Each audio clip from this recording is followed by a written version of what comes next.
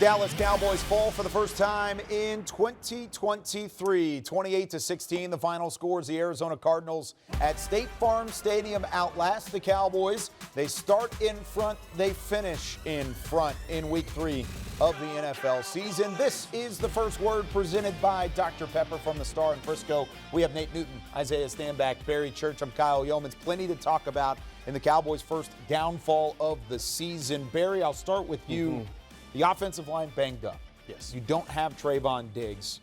But it didn't really feel like that was the only problem for the Cowboys in this loss. They might have started there, certainly. But what were your initial thoughts on the loss in Arizona? Yeah, when you talk about the offensive line, it was a little leaky, and that's going to happen when you have a lot of substitutes coming in there. But I think they did a good enough job for the offense to still move the ball and still go out there and put up points. As we saw here, they won the time of possession. So the offense was able to move the ball relatively okay. They weren't able to make the plays that they needed to make to win the game, but they moved it relatively okay. For me, the big disappointment in this game, it's got to be defensively. This is the team, and it's only week 3, so it's a small sample size, but this was a team that was the strength of this Dallas Cowboys football team. And what we thought was kind of sewn up from last year, that running game, we thought that, that Achilles heel was behind us. It didn't look like that today, all right, because the Arizona Cardinals rushed for 222 yards against a Dallas team. And I understand this Arizona team is scrappy. They're going to fight you to the end. But when you give up 222 yards defensively, there's not much you can do, because at that point, offenses can basically pick their poison. They can either throw the ball on you with play action, or they can run it down your throat. And that's exactly what Arizona was able to do to the Dallas Cowboys defensively this afternoon.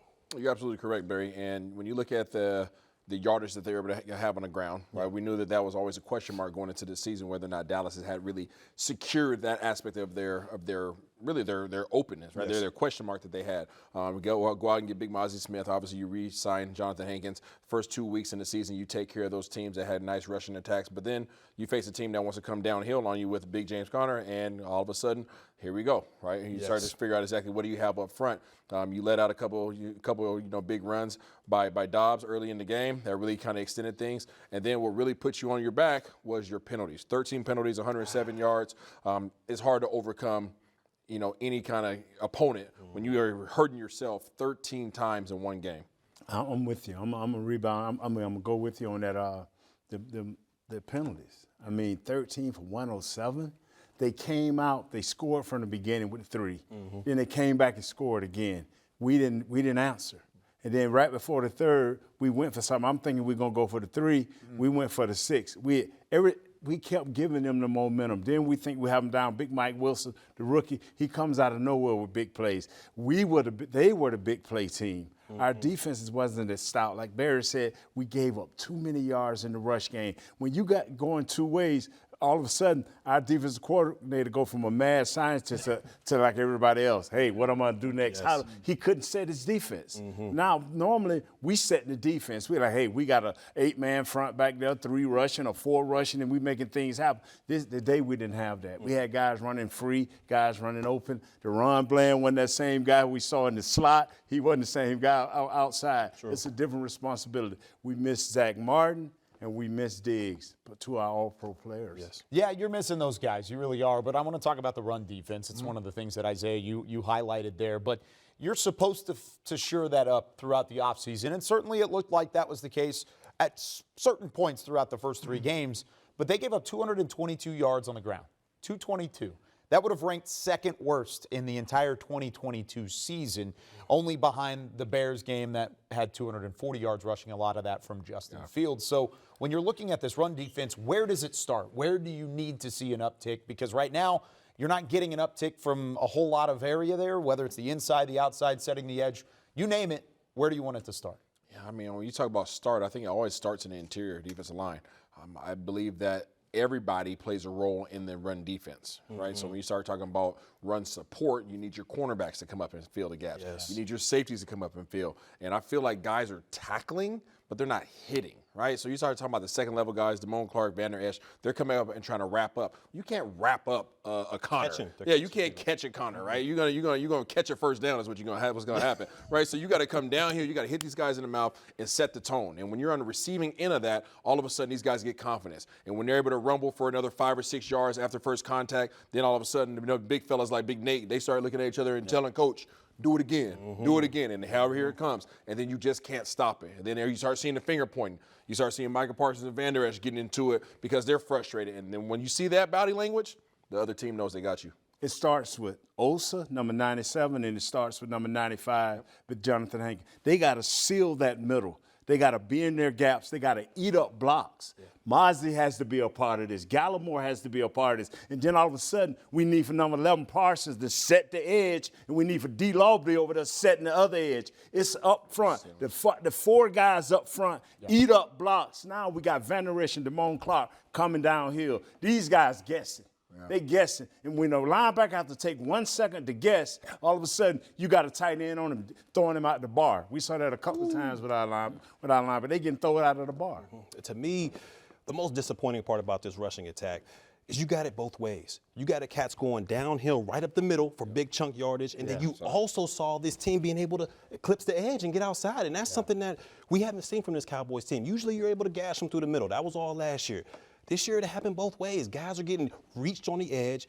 When you're in man-to-man coverage, you're not using their eyes. They're just, focusing on one thing, and guys are getting trapped inside. The edge is just wide open. So, to me, they got to go back into the lab, and they got to put some work in because it's very disappointing when you see a defense as strong as the Dallas Cowboys is to be able to allow guys to go up the middle and on the outside. Yeah, there's really there's multiple levels of this. Defensively, certainly. I think special teams, they did their job for the most part. There were a couple penalties. We can talk about penalties all on its own as well. 11 of them in the first half. Nate, I want to talk about the offensive side of the ball, though. You outgain Arizona 416 to 400.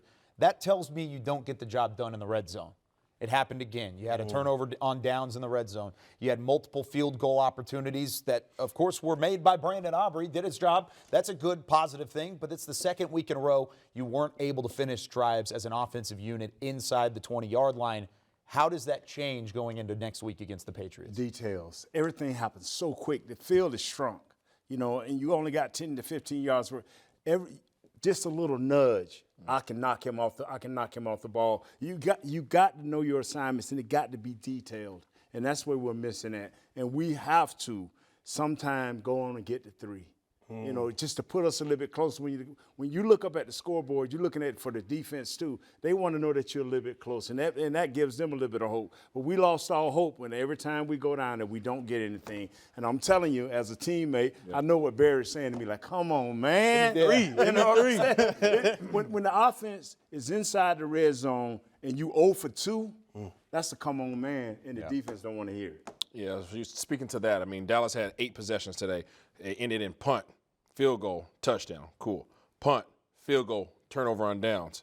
Field goal, interception.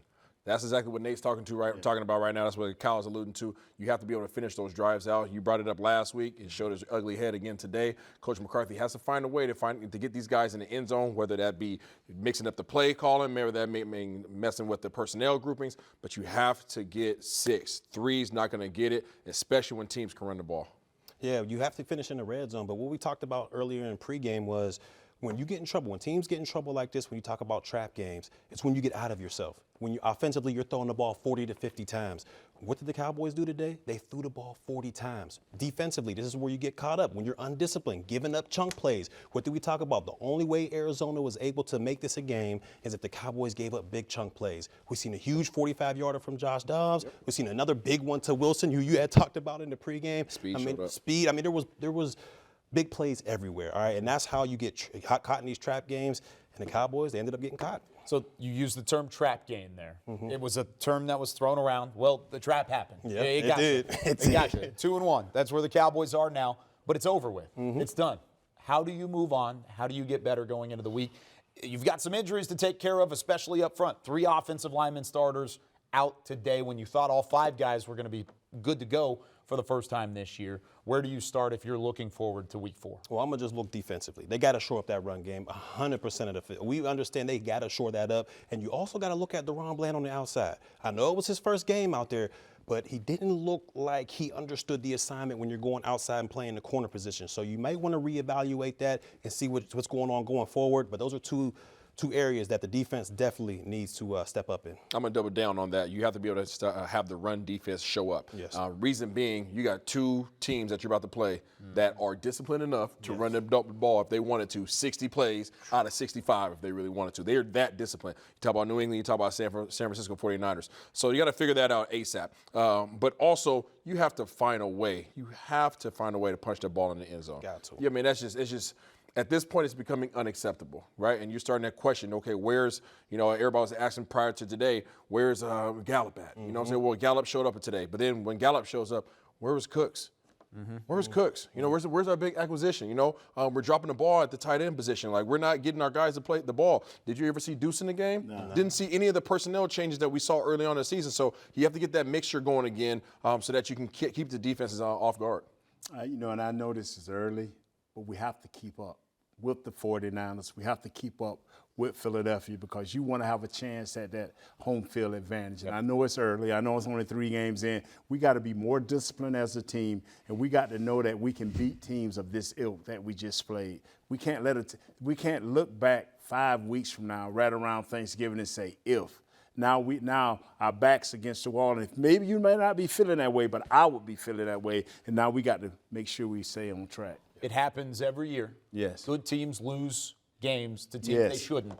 It does. It certainly happens, but you got to grow from it. Yes. Great teams will overcome that, and they'll get better as the season goes along. Like Nate just said, it's early. It's week 3. No need to panic, but there are some certain things that are starting to rear back up for this Dallas Cowboys team, some weaknesses that have to be shored up if they want to get to the ultimate goal of where they want to go. We'll leave you with some of the final stats here on the First Word, presented by Dr. Pepper. Dallas outgains Arizona, but Arizona outscores the Dallas Cowboys. 28-16, the final score from State Farm Stadium. Stick with us on DallasCowboys.com. We have more post-game reaction coming with Cowboys Game Night, Cowboys OT as well, locker room reaction, live interviews, and plenty more coming your way with Barry Church, Isaiah Stanback, Nate Newton. I'm Kyle Yeomans. That does it for us on the First Word, presented by Dr. Pepper.